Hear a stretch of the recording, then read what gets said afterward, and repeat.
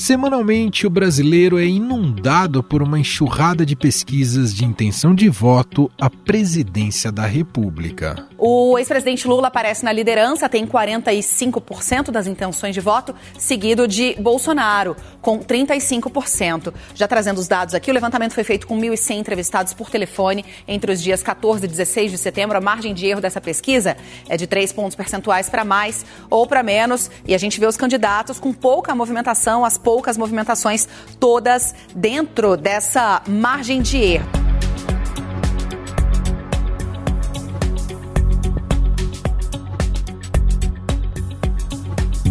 Na reta final da campanha eleitoral, tem saído mais levantamentos de intenção de voto do que pão quente na padaria.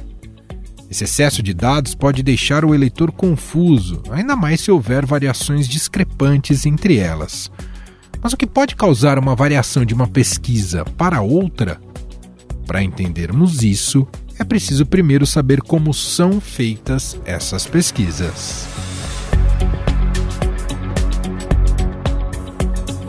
Para realizar uma pesquisa eleitoral, os institutos devem definir amostras representativas da população do país.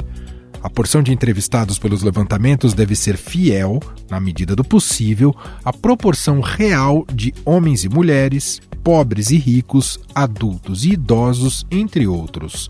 As diferentes metodologias podem criar variações nos resultados.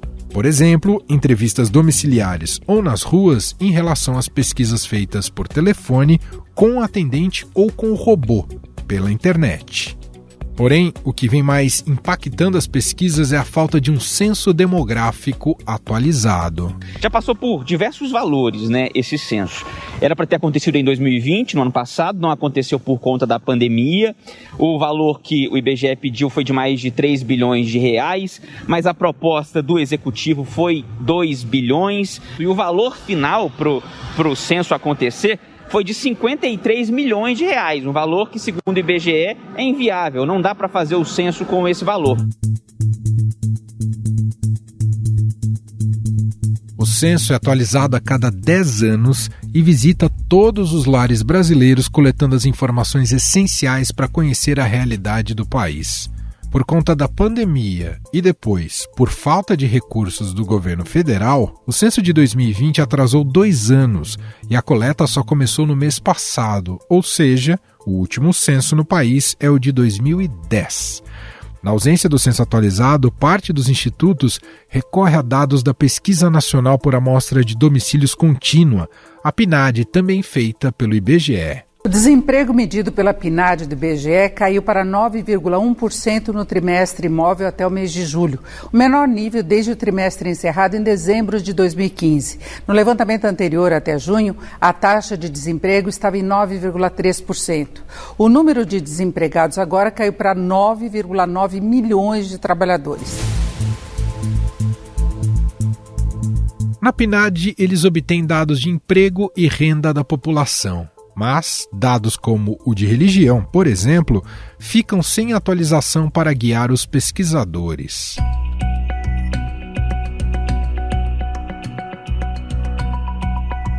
No início do mês, Quest e IPEC mediram de forma consideravelmente distinta a distância entre o ex-presidente Luiz Inácio Lula da Silva, do PT, e o presidente Jair Bolsonaro, do PL, em São Paulo. Bom, a pesquisa Genial Quest também verificou as intenções de voto para a presidência, mas entre os eleitores aqui do estado de São Paulo.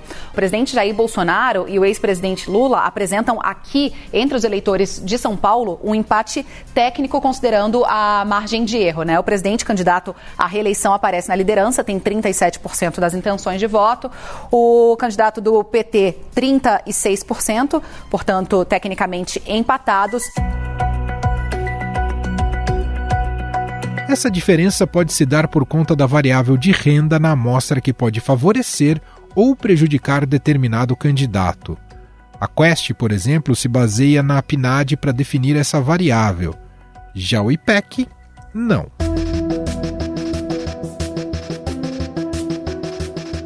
A transparência sobre a contratação de pesquisas é um fator essencial de credibilidade. A Folha de São Paulo revelou que o Paraná Pesquisas, único dos institutos que dá empate técnico entre os candidatos à presidência, recebeu no período de pré-campanha eleitoral R$2.700.000 do PL, partido do presidente Jair Bolsonaro. No ano passado, a Câmara dos Deputados elegeu esses levantamentos como um dos inimigos a serem atacados pelo novo Código Eleitoral. Então vamos a algumas mudanças que esse novo código traz. Ele prevê a autorização de candidaturas coletivas em cargos de deputado e vereador, proíbe a divulgação de pesquisas eleitorais na véspera e no dia da eleição e também obriga que os institutos informem o percentual de acerto das pesquisas realizadas nas últimas 5 eleições.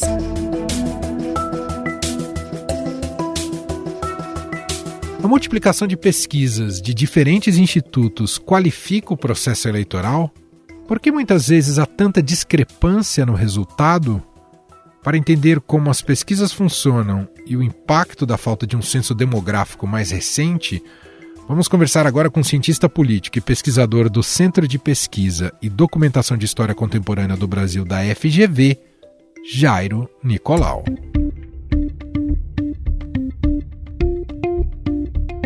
Olá, professor, seja muito bem-vindo. Obrigado por ter aceito aqui o nosso convite. Olá, eu que agradeço pelo convite, pela gentileza de conversar com vocês. Professor, eu vou começar por uma questão bastante elementar. Pesquisa influencia no voto e dá para dimensionar o quanto influencia? Pesquisa influencia, isso a gente sabe. Agora, quanto a gente não sabe. Ou seja, é curioso porque a gente não tem uma pesquisa séria, ampla, sobre a influência da pesquisa, né?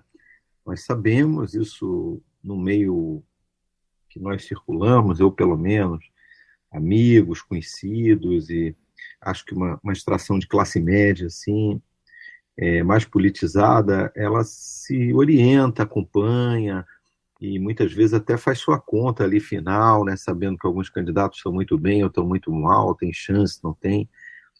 Agora, nós não sabemos o quanto a pesquisa influencia, por exemplo, no âmbito dos eleitores mais de escolaridade mais baixa renda, eleitores que acompanham menos os detalhes da aplicação das pesquisas, que em geral é feita nos grandes canais de televisão, circula pela internet, circula hoje por WhatsApp, por tudo quanto é lado, mas a cobertura mais tradicional é feita pela imprensa tradicional também, a imprensa escrita, por alguns canais de televisão. Então, a gente não sabe mensurar, primeiro, quem tem acesso a essas informações, e segundo, se o fato de você ter acesso muda a tua opinião, não é? Então, nós achamos que muda, e observamos isso no meio mais politizado, mas eu não saberia dizer, eu acho que ninguém saberia dizer, porque a gente não tem uma avaliação científica, acadêmica, uma pesquisa séria, tentando mensurar o efeito. Por exemplo, o voto útil, ele existe ou não? É mais uma ficção, uma invenção, né? Uhum.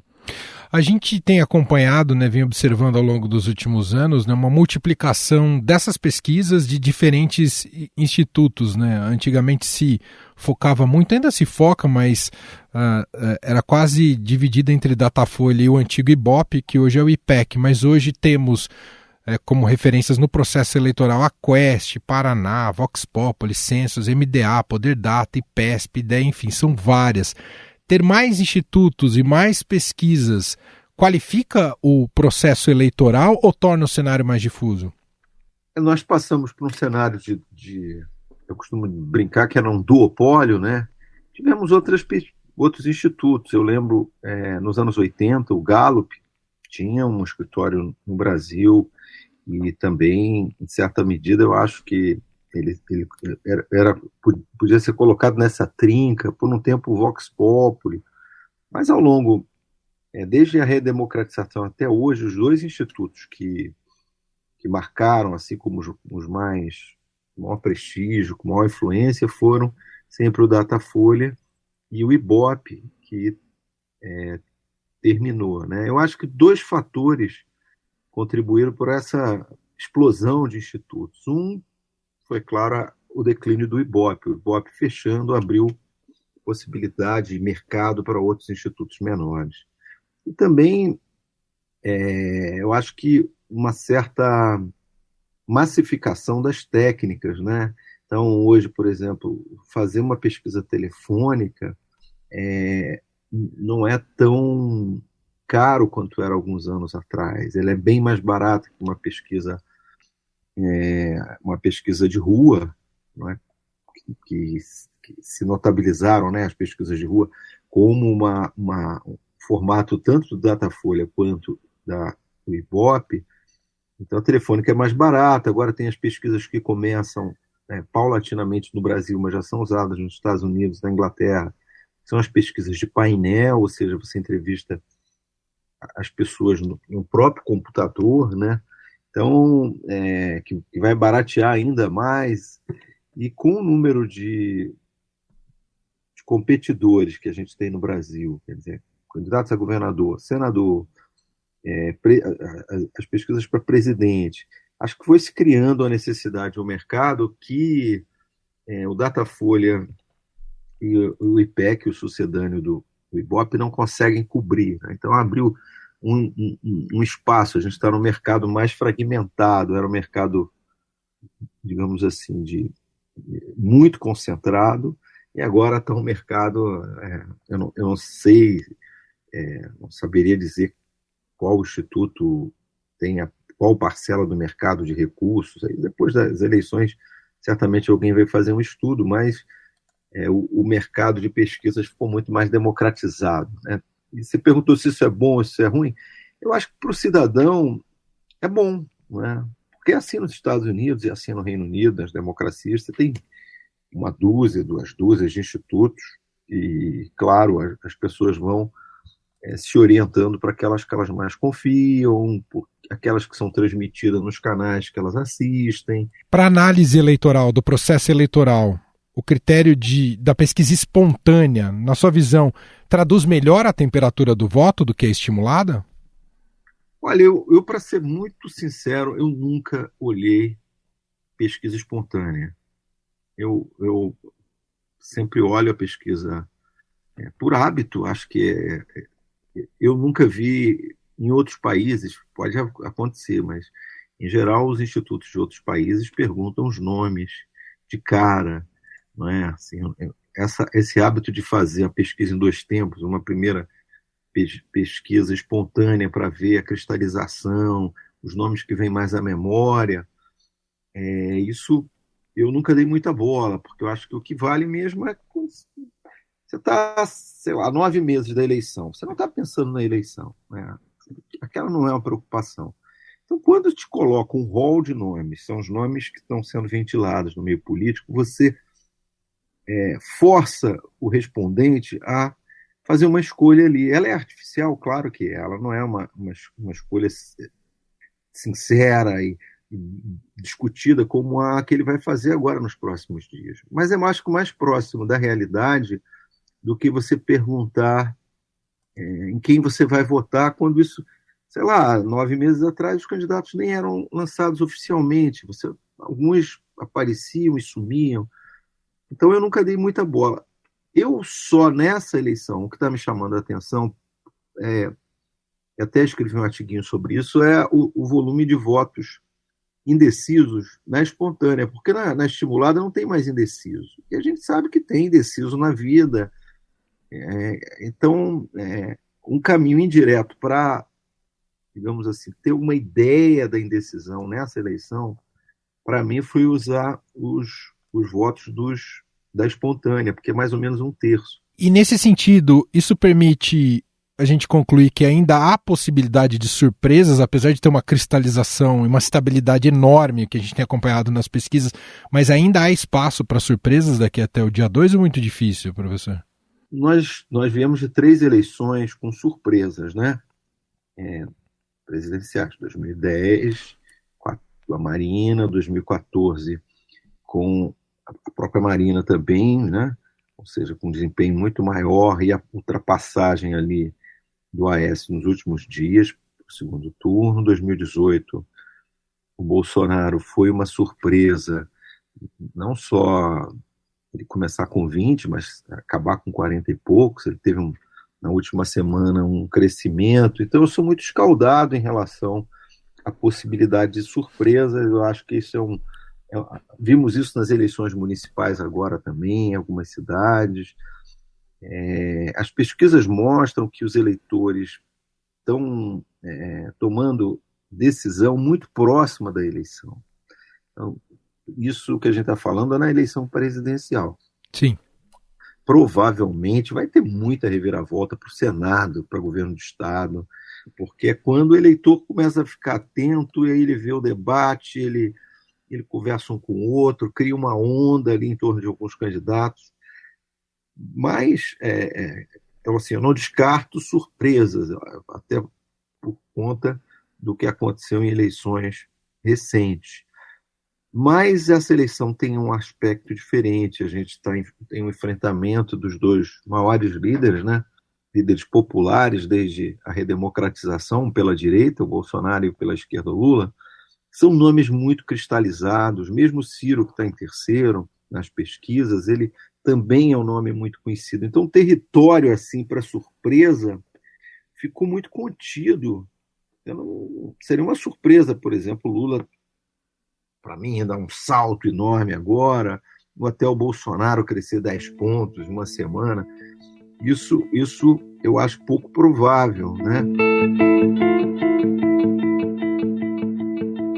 A questão do voto útil, que a gente está observando agora uma corrida por esse voto útil, especialmente por parte dos petistas, é do jogo, professor, a busca por um voto útil no primeiro turno, ou de alguma maneira sabota o processo eleitoral?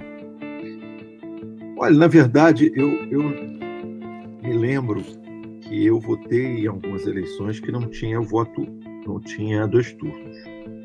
E era danado, porque quando você tem um turno só, né, você tem que tomar uma decisão no primeiro turno.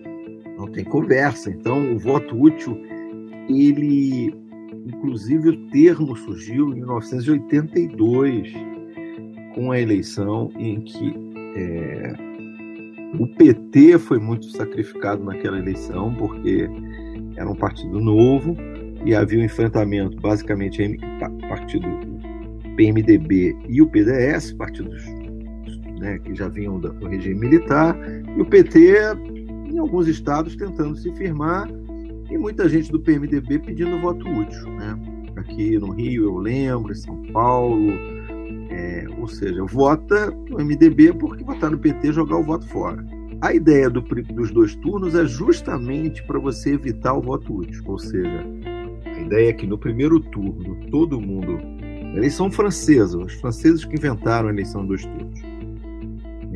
Tudo no primeiro turno, todas as forças políticas relevantes apresentam um nome. Aí na França você vê 10, 15 candidatos, né? A presidência, Partido Comunista, os Verdes, a ultradireita, enfim, liberais, todo mundo lança. E o segundo turno se arma, em geral, uma aliança em função dos 2 que passaram. Tradicionalmente era centro-direita e centro-esquerda, e recentemente foram coalizões de centro-direita e esquerda contra a extrema-direita.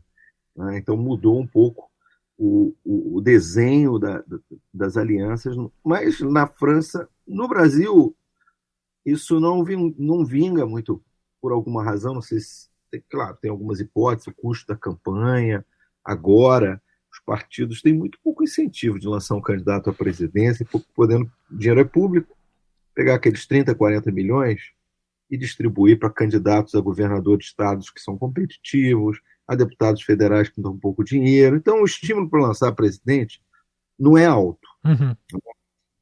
Então, a gente acaba ficando com uma eleição de 3, 4 nomes, e não era o que se esperava com a imitação, né? A adoção do modelo francês.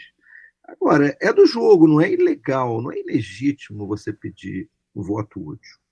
O que eu não sei, aí não sei mesmo do ponto de vista empírico, é se o voto útil é alguma coisa expressiva em termos assim, passa de um ponto percentual, meio ponto, eu não sei quantas pessoas que fazem esse movimento Como eu também não sei quantas pessoas são influenciadas pela pesquisa, você só pode fazer voto útil para valer se você tem uma orientação de pesquisa.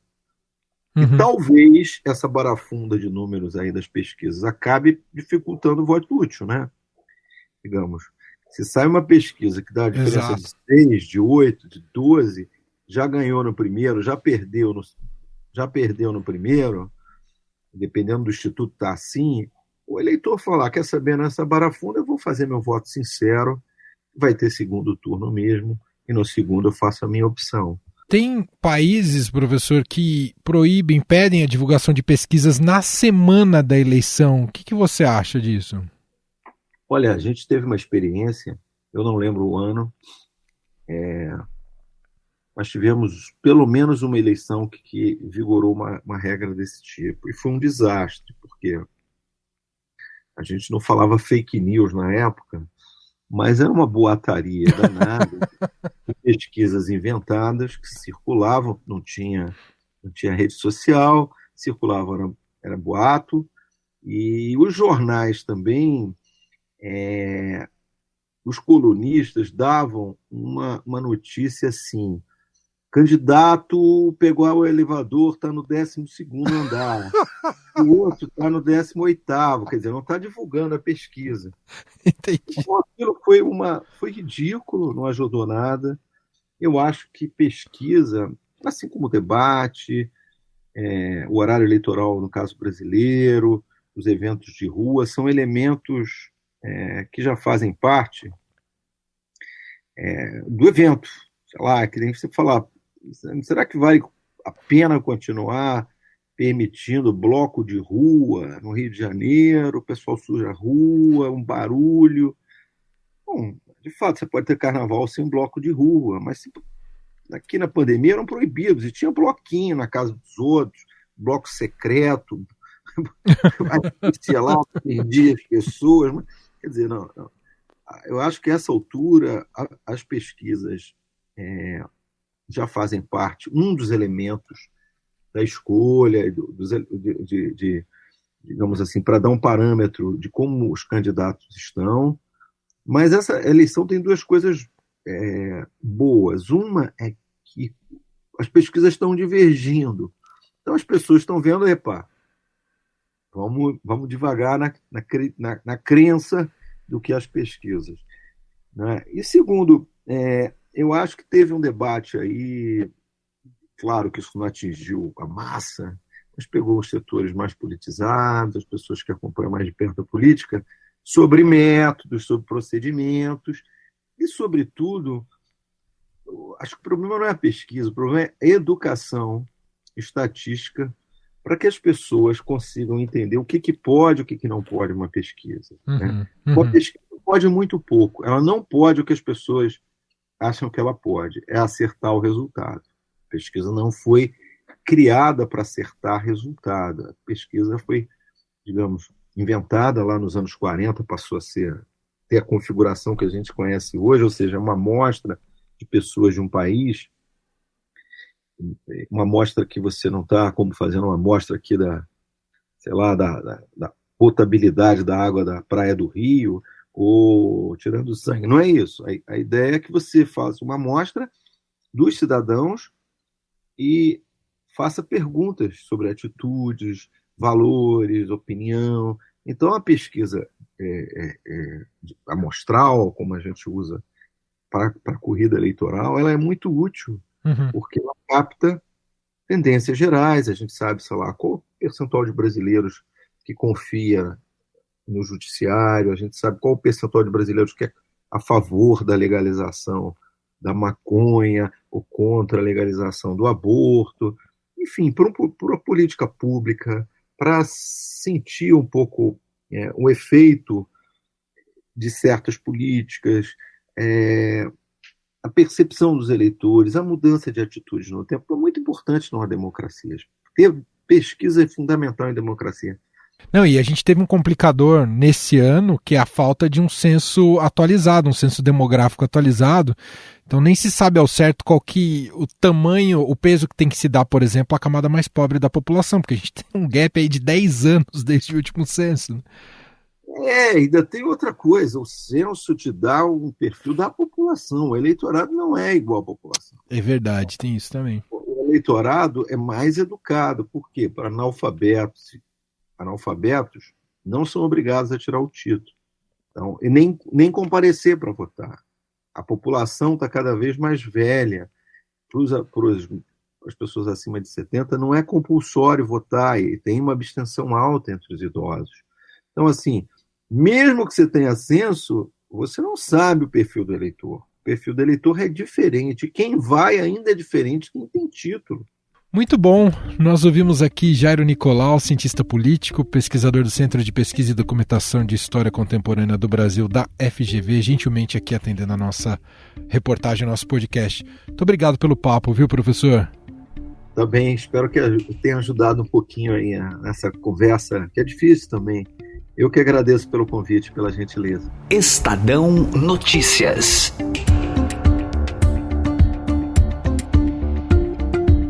Se você quiser saber mais sobre as pesquisas eleitorais, no portal do Estadão você encontra o agregador do Estadão Dados, que calcula o cenário mais provável da corrida eleitoral com metodologia própria, reunindo todas as pesquisas disponíveis até o momento. E este foi o Estadão Notícias de hoje, terça-feira, dia 20 de setembro de 2022. A apresentação foi minha, Emanuel Bonfim. Na produção, edição e roteiro, Gustavo Lopes, Jefferson Perleberg, Gabriela Forte e Ana Luísa Antunes. A montagem é de Moacir Biasi.